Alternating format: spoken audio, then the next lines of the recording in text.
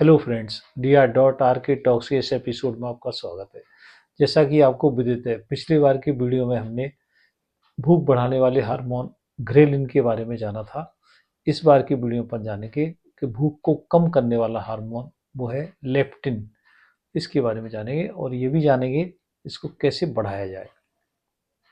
तो सबसे पहले अपन जानते हैं, जो भूख बढ़ाने वाले हार्मोन होते हैं वो शरीर में 4 तरह के होते हैं। और आपको जान के आश्चर्य होगा कि शरीर के ये अलग अलग भाग से स्रावित होते हैं या सीक्रेट होते हैं।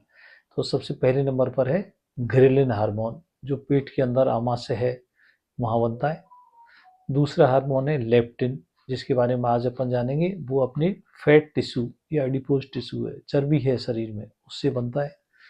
तीसरा हार्मोन है वो थायराइड हार्मोन है, वो हमें गले में ग्रंथि है थायराइड ग्रंथि, उससे बनते हैं।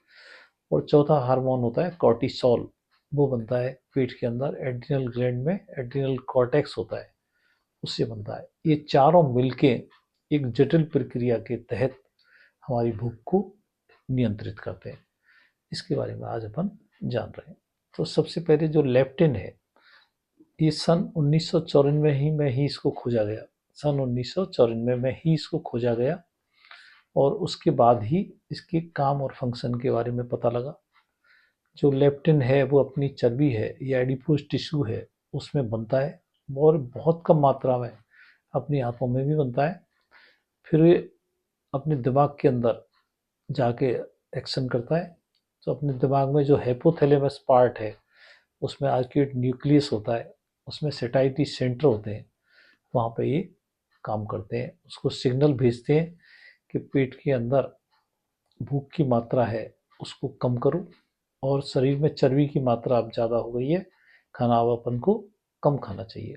इस तरह के संकेत ये दिमाग के लिए भेजते हैं और दिमाग तुरंत एक्शन लेता है कि अब खाना कम करो।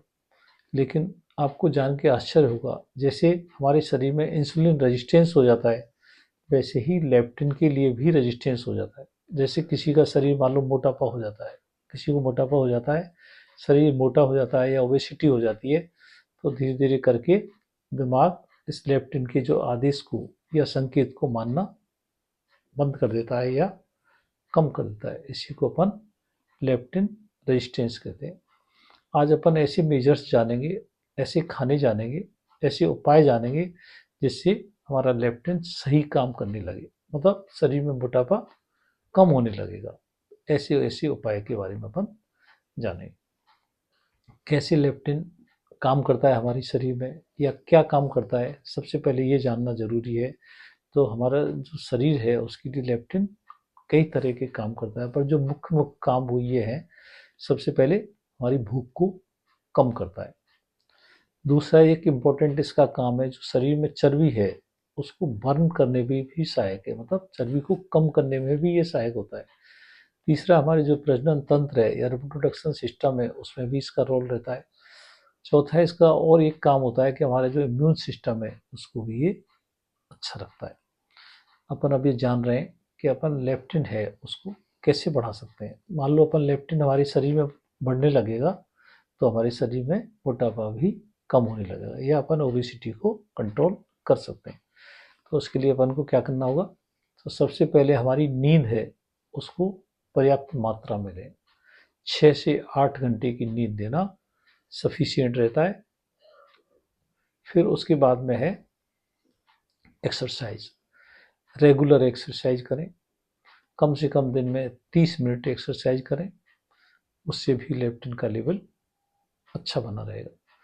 तीसरे है जो फाइबर की मात्रा है उसको ज़्यादा लें। अपन ने बार बार जाना था, जो फल और सब्जी और वेजिटेबल्स होती हैं उसमें डाइटरी फाइबर की मात्रा ज़्यादा होती है।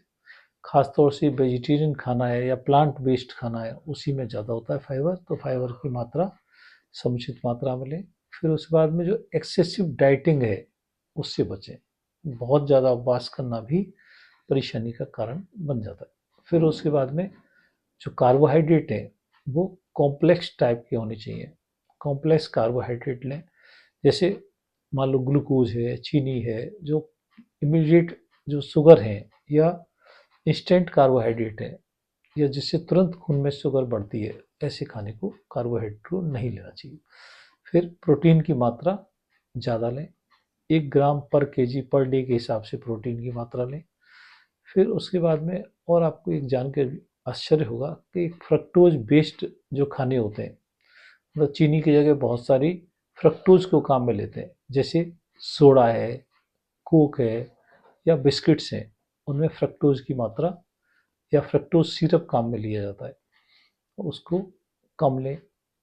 फिर उसके बाद में जो और एक इम्पोर्टेंट बात बच जाती है वो है omega 3 fatty acids. Omega 3 fatty acids की मात्रा ज़्यादा लें। अपने बहुत सारे वीडियोज़ में जान चुके हैं कि ओमेगा 3 फैटी एसिड्स किस में ज़्यादा होते हैं, और ख़ास तौर से जो नट्स हैं उसमें इसकी मात्रा ज़्यादा होती है, जैसे चिया सीड्स हैं, फ्लैक्स सीड्स हैं, अखरोट है, इनमें चिया सीड्स की मात्रा या इनमें ओमेगा 3 फैटी एसिड्स होते हैं, इनकी मात्रा ज़्यादा होती है। अपन को बैलेंस करना होता है ओमेगा 3 और ओमेगा 6 के बारे में, उसके बारे में अपन पहले से ही जान चुके हैं।